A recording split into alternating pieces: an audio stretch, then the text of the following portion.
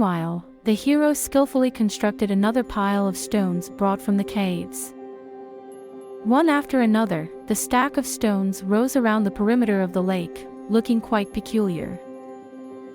Hua Yun completed her part of the task and informed her husband so that he could plan the next assignment. He praised the girl and said that these towers would indeed help adjust the energy of the lake.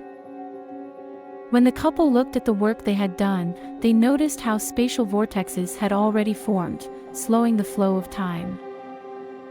All they had to do now was to cast the spell of the celestial mirage, infusing it with all their strength. Energy swirled around Wei Chan's hands, and space began to change, transforming into what the man wanted to show.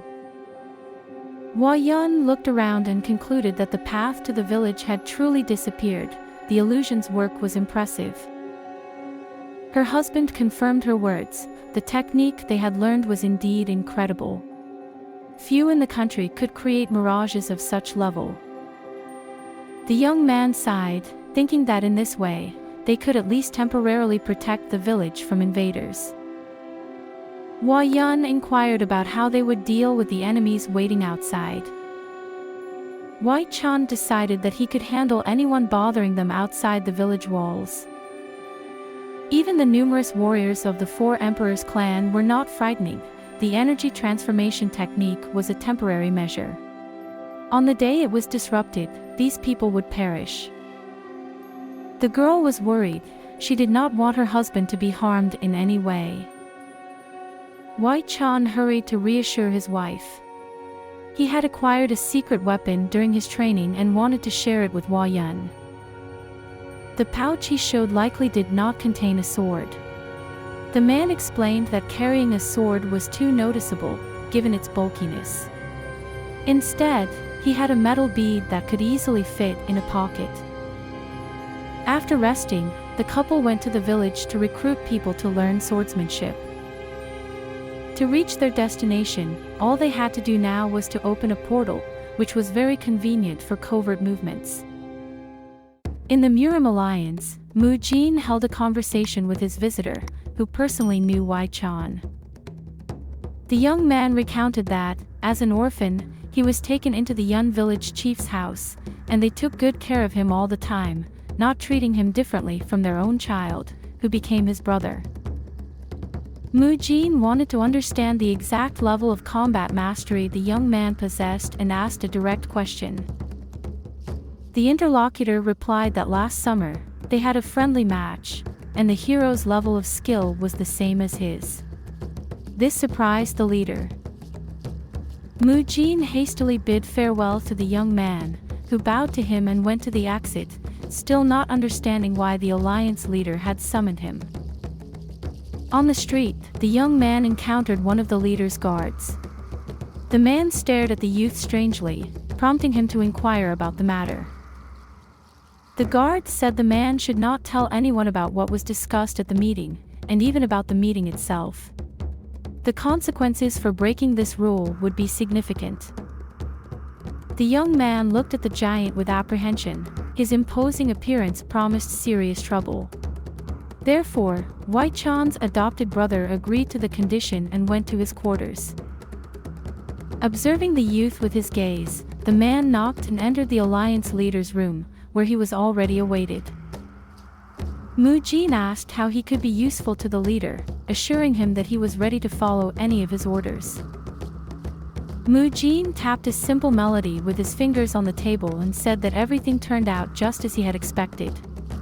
Yun was not a naturally powerful warrior from birth. He gained strength from the disappeared Gonsura.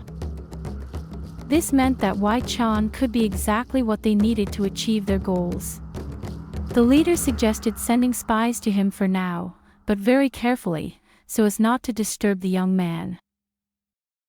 Nong Wunik received an order from his leader and immediately set out to execute it. This man was the leader of a secret Murim squad that reported only to the alliance leader. Meanwhile, people were arriving at the lake, where there had never been fish before. It was a miraculous place. Yu Chan gathered men where Wei Chan was supposed to meet them, but the young man was not there, and the men doubted if they had come to the right place. Everyone knew that even the air near this lake contained drops of poison. Suddenly, one of the guys started sniffing. It smelled different, lacking the foul odor usually emanating from the fishless lake. Then all the men began to sniff the air in surprise and look around until they spotted the hero. The young man stood on the mountaintop with his wife. The men didn't understand why they were so high up if they agreed to meet below. Perhaps the couple got lost. Suddenly, White Chan and Hua Yun spread their arms in different directions and leaped off the cliff. The men gasped. They didn't know what to think. However, air currents caught the young couple, allowing them to soar like birds. The pair landed gracefully right in front of the astonished acquaintances from the Yun village. The men looked at the new leader with admiration, wanting to know where he had learned such martial arts tricks and when Hua Yun had managed to teach them, considering they had just gotten married. White Chan didn't withhold information from the men and simply said that he suddenly discovered energy of incredible power. He intended to use this knowledge and skill for the benefit of his village, to unite and strengthen the Yun settlement, as his father would have wanted. He gathered the men in this place because the village needed to be armed, especially with those who excelled in martial arts. From this day on, the guys would also be learning martial arts. The men were surprised, but the young man confirmed what he had initially planned. Everyone wanted to master the art of martial arts, but not everyone could afford it, and the true talent for it was rare. White Chan continued his speech by suggesting that, above all, the guys should study the art of swordsmanship. It wouldn't be easy, as none of them had previously held a weapon.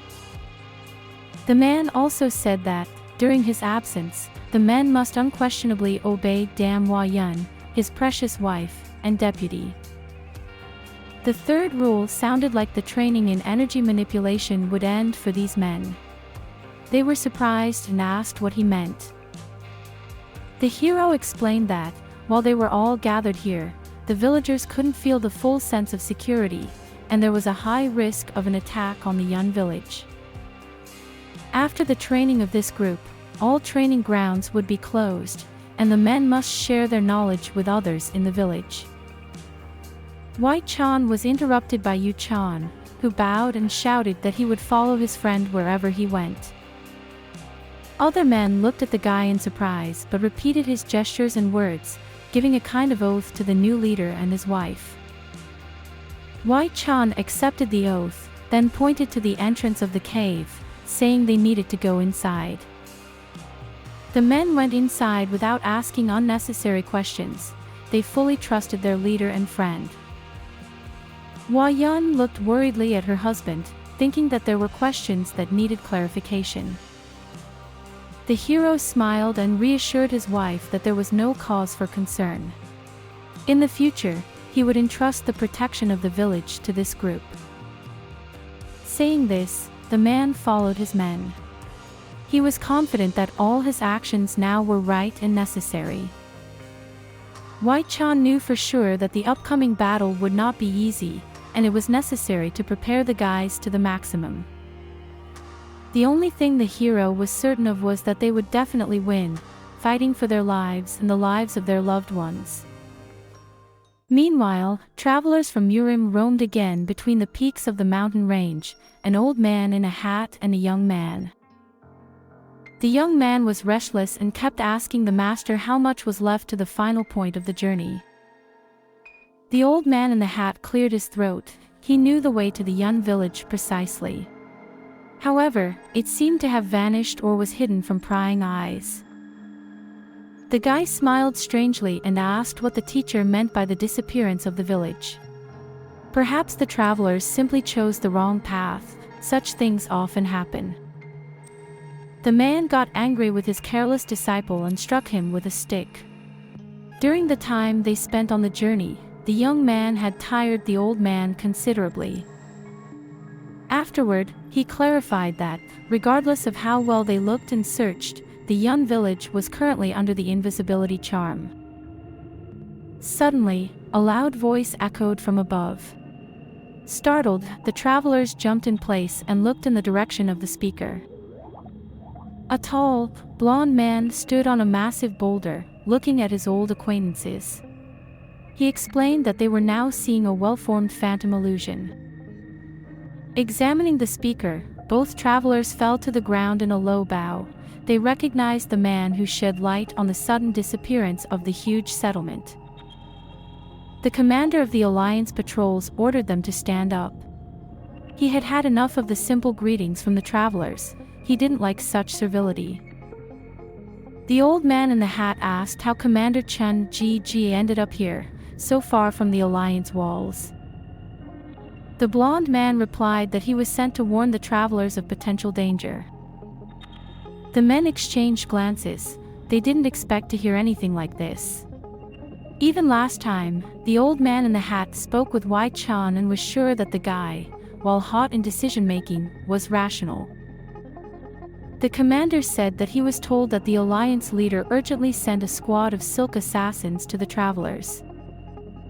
It was a secret organization of strong warriors, exclusively managed by the head of the Murim Alliance. The travelers were surprised. They had heard a lot about this organization and knew what its members were capable of. The commander said that the leader expected the Yun village to soon become a battlefield, where much blood would be shed, and it was worth being prepared. Thank you for watching. Don't forget to like, subscribe, and leave comments to help the new video come out as soon as possible. Have a great day.